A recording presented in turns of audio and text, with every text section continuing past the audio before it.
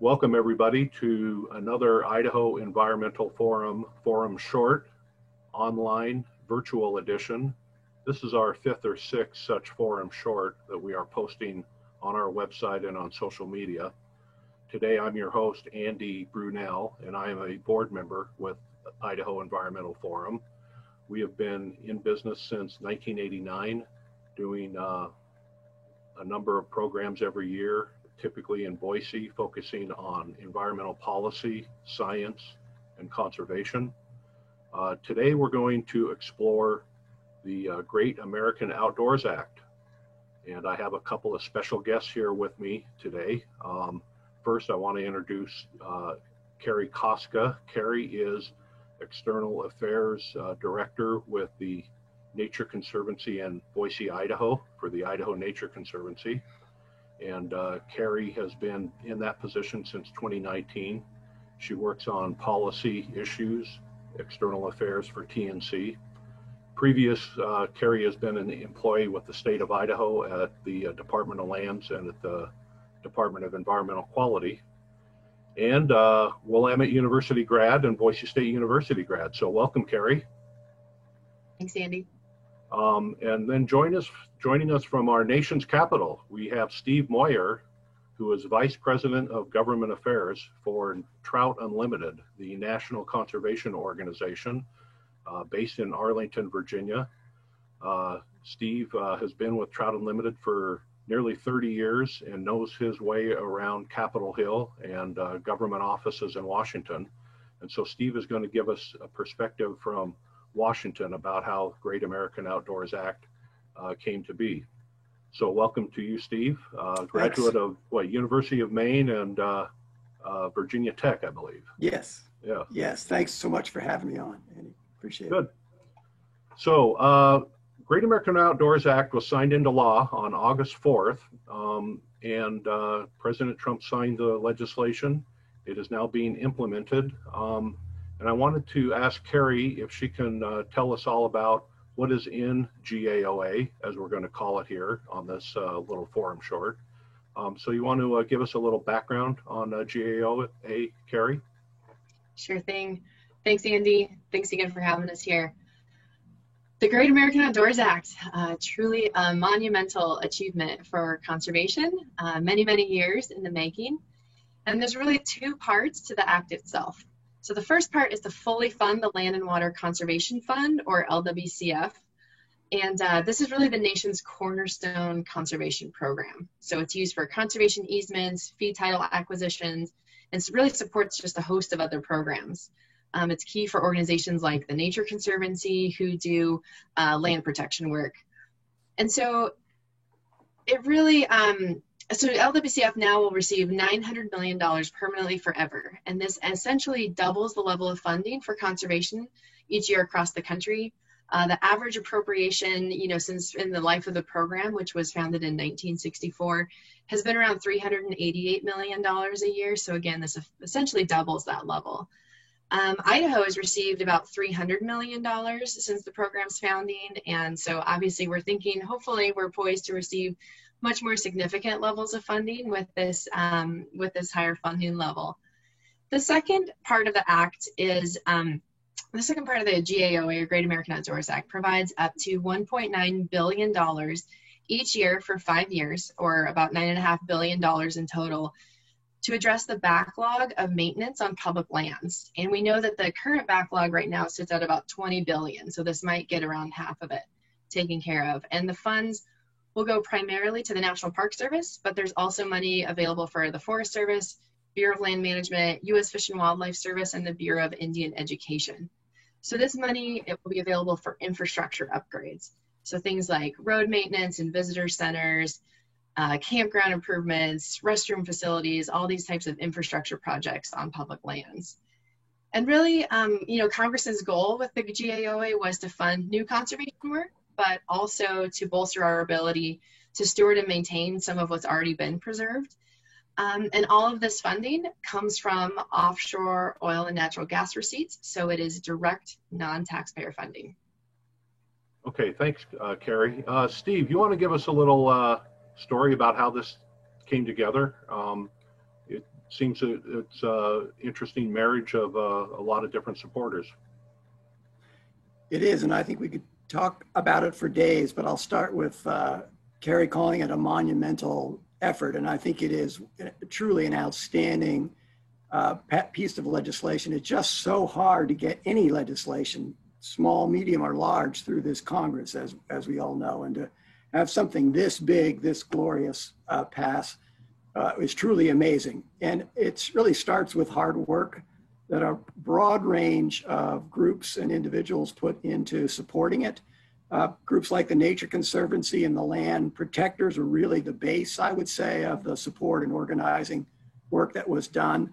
But then outdoor recreation groups and sportsmen and women and environmentalists of all sorts, certainly Trout Unlimited was a contributor to it, really added on to that land protection organization base like TNC, who was such a leader.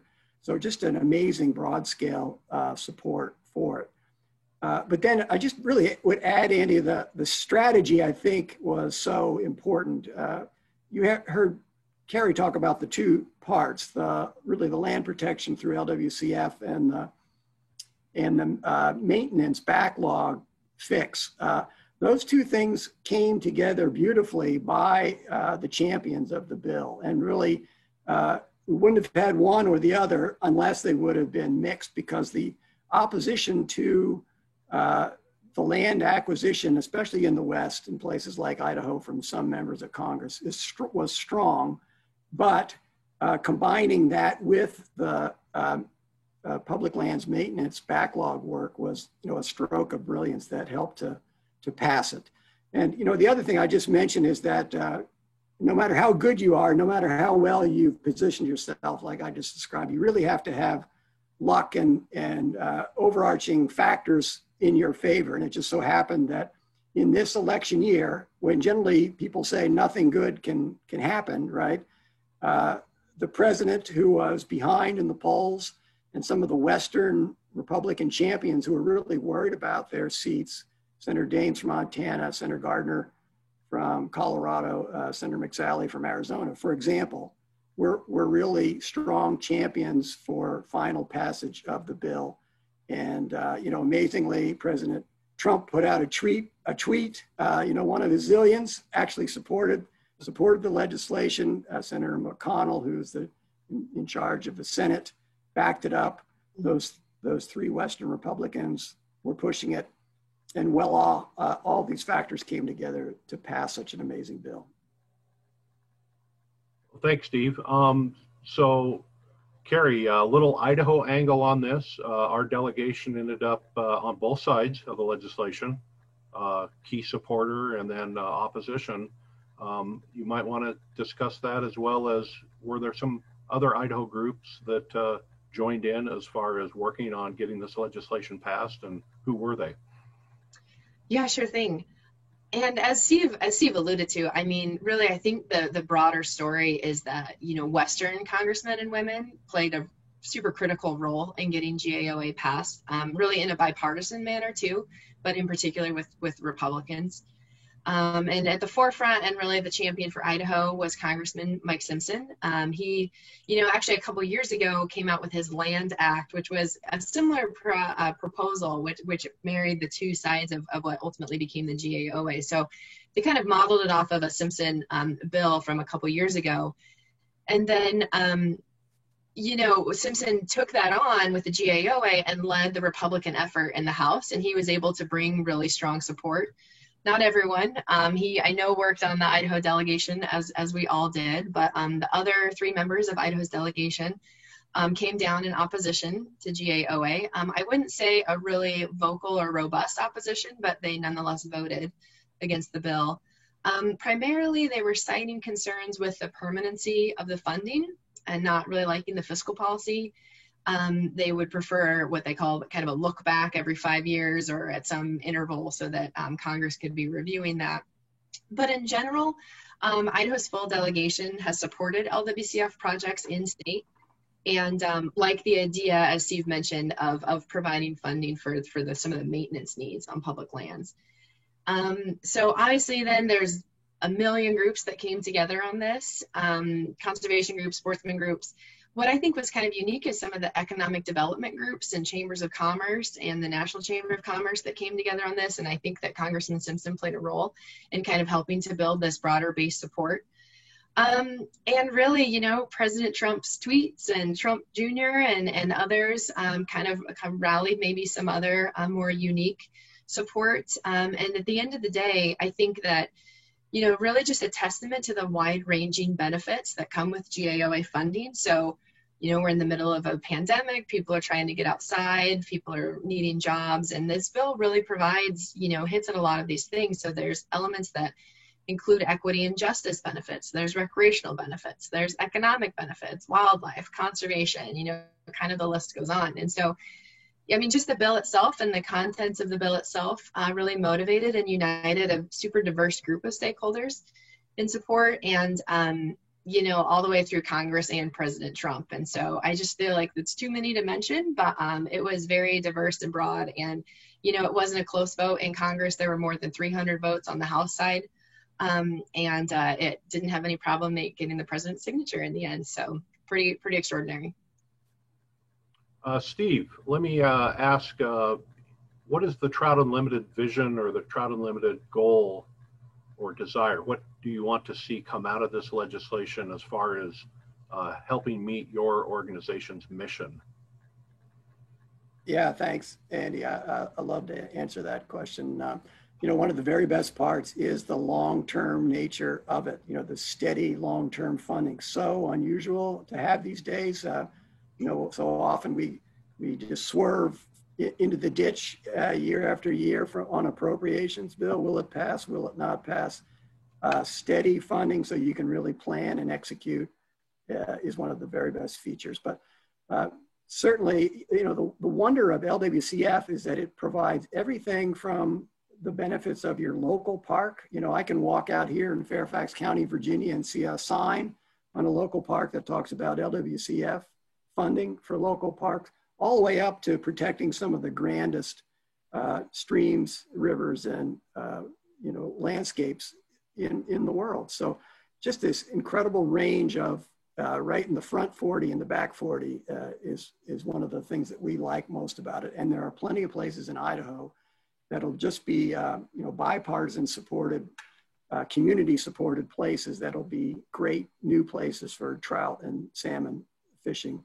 But then I don't want to miss at all talking about the, you know, just the hard work of the maintenance backlog. There's a ton of old roads in the public lands of Idaho and elsewhere in the West that need to be just cleaned up and fixed so that sediment doesn't go down into the streams when it rains and snowmelt comes off.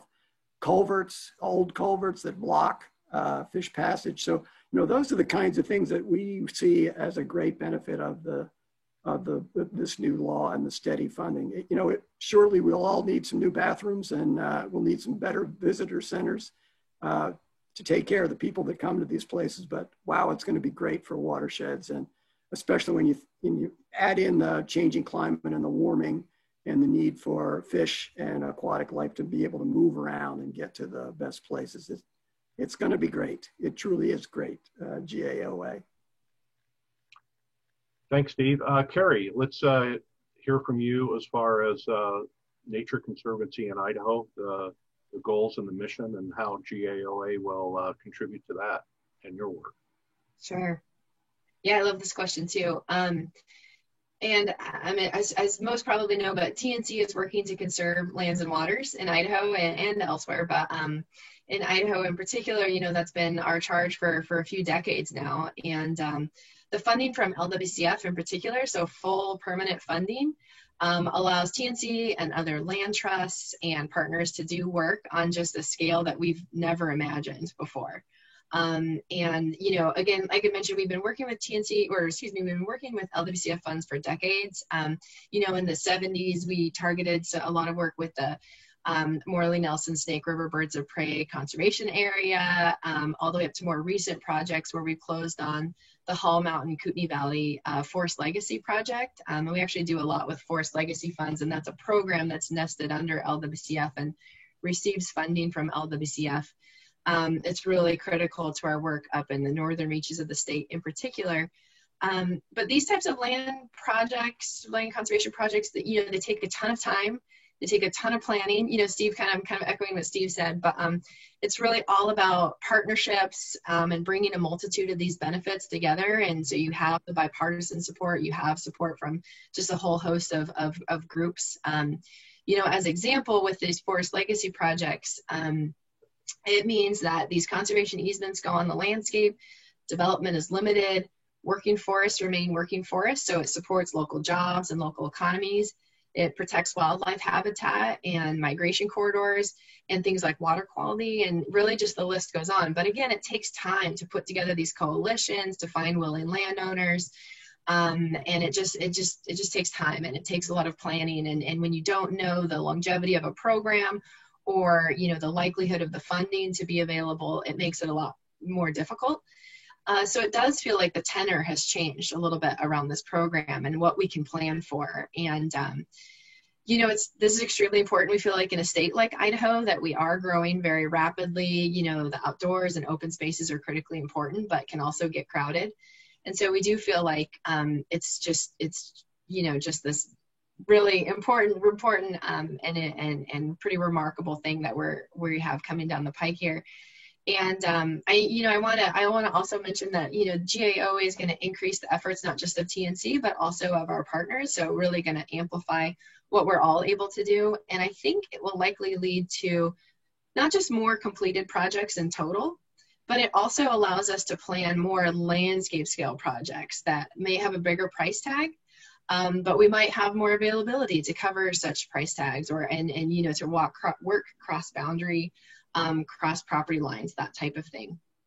I will note that there's still some kinks to be worked out with the implementation process, as we're seeing, that the administration and the agencies and others, you know, maybe didn't have the implementation piece fully fleshed out when GAOA was pitched and when it was passed. And so we still are going to be working through some of those issues, but pretty confident that Congress is supportive and you know, the agencies are supportive of getting this work done in the right fashion. And so we're just really excited for what this new level of investment will mean for conservation in Idaho. Thanks, Carrie. For my part, in my day job with the United States Forest Service, I'm well aware of a lot of work going on in the offices or remotely, where we're all working from home. A lot of work going on planning the first set of projects that have been presented back to Congress. And so I expect that we'll see some continued publicity and stories about those projects in the coming weeks and months, once they're approved and they can move forward to implementation. A lot of good work on trail maintenance, work with some of our campgrounds on national forests. And we'll see the same thing in Idaho on Bureau of Land Management lands as well. I think they have about $9 million that they'll have in the first year. So I think as we wrap up here, is there anything else that comes to mind, Steve or Carrie, that any parting words? You know, I've got one, if you don't mind, Carrie. I'll just say 2020, what a tough year, right, for everybody. And it's amazing what a truly good thing has come out of a tough year in the GAOA.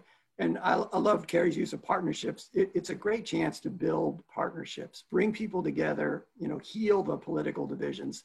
That's one of the great hopes that we have for the new law.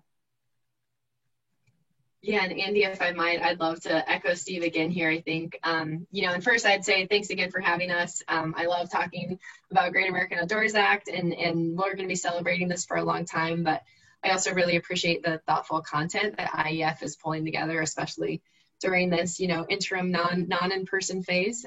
So appreciate you inviting us here. But I'd like to share something that you know, is on my mind a lot when I think about the GAOA, and it's actually a quote that I come back to that Senator Daines in Montana said at the GAOA signing. And, you know, he said, it took public lands to bring a divided government together. And it's really a simple notion. And at the same time, it's just super fantastic given our current climate and where we've, you know, the politics have gotten in the way often of getting some things done right now. And I just think it echoes to the notion that, you know, public lands, recreational access, wildlife, all these things are for everyone, and not just us today, but really, especially, you know, important for future generations. And so I think there's just really this, you know, this sentiment that nature can truly unite us, and that there is positive in the world, and there are good things that can happen, even with all that's happening in the world otherwise. And so again, it's just something that we're celebrating at the Nature Conservancy, and eager to just find the most meaningful and the most beneficial ways to protect more of Idaho's most special places. So thanks again, Andy. Yeah, thanks for those thoughts, both you, Steve, and Carrie. And with that, again, thank you for the time today to make this recording. And to you in the IEF audience, we appreciate your support and interest in conservation and environmental issues in Idaho. And with that, thank you for viewing this episode.